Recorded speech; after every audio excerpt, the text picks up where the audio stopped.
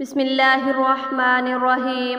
محترم سامعین کرام، السلام علیکم ورحمۃ اللہ وبرکاتہ۔ آج ہم آپ کو شیطان کی بیٹی کے بارے میں بتائیں گے، جس نے سب سے پہلے دنیا کی عورتوں کو ہم جنس پرستی کرنا سکھایا۔ تو آپ سے ہماری گزارش ہے کہ ویڈیو کو آخر تک ضرور دیکھیے۔ ناظرین کرام، انسانوں کو گمراہ کرنے کے لیے شیطان کوئی اکیلا ہی نہیں بلکہ اس کی اولاد کی پوری فوج ہے۔ انسانوں سے مختلف گناہ کروانے کے لیے مختلف شیطان مقرر کیے گئے ہیں۔ شیطان کی ان اولادوں اور فوج میں ایک نام لاکیس کا بھی ہے۔ دراصل لاکیس شیطان کی بیٹی ہے، جسے شیطان نے ایک خاص کام پر مقرر کرتے ہوئے قوم لوط کی طرف بھیجا تھا۔ قوم لوط دراصل تاریخ کی ایک طاقتور اور مالدار قوم تھی جو اردن کے علاقے میں آباد تھی۔ یہاں سرسبز و شاداب وادیاں تھیں جن میں سدوم اور امورہ کے علاقے آباد تھے۔ چنانچہ ایک دن شیطان ایک بزرگ کے روپ میں اہل سدوم کے مردوں کے پاس آیا اور انہیں مرد کے ساتھ بدفعلی یعنی کہ ہم جنس پرستی کرنا سکھایا۔ اس گناہ سے انہیں اتنی لذت ملی کہ انہوں نے اپنی عورتوں کو چھوڑ دیا اور وہ مردوں سے بدفعلی کرنے لگے۔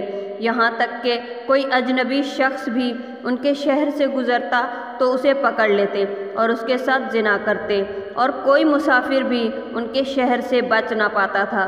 یہاں تک کہ ہر محفل بھی اس کام کے بغیر ادھوری سمجھی جاتی تھی۔ ناظرین کرام، اللہ تبارک و تعالیٰ نے ان کو اس کام سے روکنے کے لیے ان کی طرف حضرت ہود علیہ السلام کو بھیجا۔ حضرت ہود علیہ السلام نے انہیں اس فعل پر سے روکنے کی کوشش کی، لیکن وہ باز نہ آئے۔ بہرحال جب اہل سدوم کے مردوں نے اپنی عورتوں سے قربت کرنا چھوڑ دیا اور ان کے قریب بھی نہ جاتے تھے، تو یہ موقع ابلیس کو غنیمت معلوم ہوا۔ وہ اس قوم میں ایک اور نئے گناہ کی ابتدا کرے، لہٰذا ابلیس نے اپنی بیٹی، جس کا نام لاکیس تھا، اسے اہل سدوم کی طرف بھیجا۔ لاکیس شیاطین میں سب سے زیادہ حسین و جمیل اور خوبصورت تھی۔ ابلیس نے اسے حکم دیا کہ وہ ایک خوبصورت عورت کی شکل اختیار کرے اور وہ قوم لوط کی طرف ان کی عورتوں کے پاس جائے اور انہیں ہم جنس پرستی کا طریقہ بتائے جنہیں ان کے مردوں نے چھوڑ دیا ہے۔ چنانچہ علاقہ کے ایک خوبصورت عورت کی شکل میں ان عورتوں کے پاس آئی اور آ کر کہنے لگی، میں تباہ و برباد ہو گئی، میرا شوہر مجھے چھوڑ کر ایک خوبصورت جوان مرد کے ساتھ بدفعلی کرتا ہے، لہٰذا اب میری جوانی اور میرا حسن سب کچھ تباہ و برباد ہو گیا اور یہ سب یوں ہی رائے گاں چلا جائے گا۔ یہ سن کر قوم لوط کی دیگر عورتیں واویلا کرنے لگیں اور اپنے شوہروں کو برا بھلا کہنے لگیں۔ ناظرین کرام، لاکیس نے ان عورتوں سے کہا، ہم بھی ان مردوں سے بے نیاز ہو جائیں گے، ان کی طرف رغبت نہ کریں گی جس طرح وہ ہم سے بے نیاز ہو چکے ہیں۔ ہم سب کو ان مردوں کی کوئی ضرورت نہیں، ہم اپنی خواہشات کو آپس میں ہی پورا کر سکتے ہیں۔ اس پر ان عورتوں نے لاکیس سے پوچھا کہ وہ کیسے، لہٰذا لاکیس قوم لوط کی ایک رئیس اور خوبصورت عورت کے پاس آئی اور اس کے ساتھ بدفعلی کی اور ان عورتوں کو عورتوں سے ہم جنس پرستی کا شیطانی طریقہ سکھایا۔ اس رئیس عورت کو یہ طریقہ بہت پسند آیا، لہٰذا وہ عورت سدوم اور امورہ کی دوسری عورتوں کے پاس گئی اور ان سب کو بھی اس طرح کرنے کو کہا، اور عورتوں کے درمیان ہم جنس پرستی کے اس طریقے کا آغاز ہوا۔ تو ناظرین کرام، جب ان مردوں نے دیکھا کہ عورتیں عورتوں سے ہی اپنی خواہشات پوری کر رہی ہیں تو ان مردوں نے ان کو منع نہیں کیا، وہ خود بھی ہم جنس پرستی کے گناہ میں ملوث رہے اور اپنی عورتوں کو بھی شریک کرتے رہے۔ آخر کار جب قوم لوط کی سرکشی حد سے تجاوز کر گئی تو اللہ تبارک و تعالیٰ نے ان پر پتھروں کا عذاب بھیجا، جس سے ان کے جسموں کے پرخچے اڑ گئے۔ سدوم اور امورہ کی 5 بستیاں بالکل برباد ہو گئیں۔ ناظرین کرام، سدوم اور امورہ اور اس کے گرد و نواح کے علاقوں میں ہونے والے اس ہم جنس پرستی کے عمل کا ذکر نہ صرف قرآن پاک میں ملتا ہے بلکہ تورات اور انجیل میں بھی اس کا ذکر کیا گیا ہے۔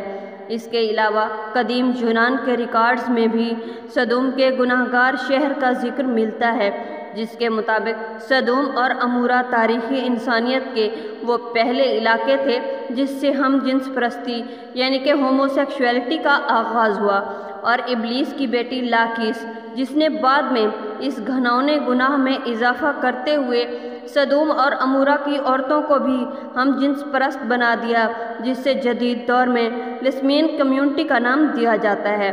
ناظرین کرام، سدوم اور عمورہ کے بعد ہم جنس پرستی کے لیے قدیم مصر، یونان، چین، افریقہ اور یورپ میں بھی پھیلتا چلا گیا۔